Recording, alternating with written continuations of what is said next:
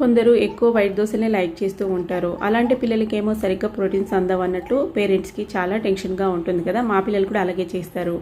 మా పిల్లల కోసం అనేసి నేనైతే ఈ విధంగా ప్రిపేర్ చేస్తానండి. వాళ్ళకి నచ్చినట్టు వైట్ దోశ తిన్నట్టు ఉంటుంది, అలాగే వాళ్ళకి కావాల్సిన ప్రోటీన్స్ కూడా అందుతాయి.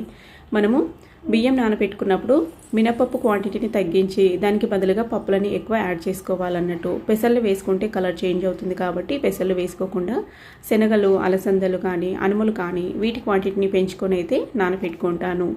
ఇందులో ప్రోటీన్స్ ఎక్కువ ఉండడం వల్ల వాళ్ళకి కావాల్సిన ప్రోటీన్స్ కూడా అందుతాయి అన్నట్టు.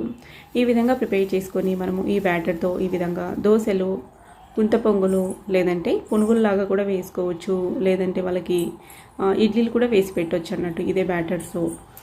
ఈ విధంగా అయితే ప్రిపేర్ చేస్తాను నేను మా పిల్లల కోసం. మా పిల్లలు కూడా ఎక్కువ వైట్ దోశలే లైక్ చేస్తూ ఉంటారు.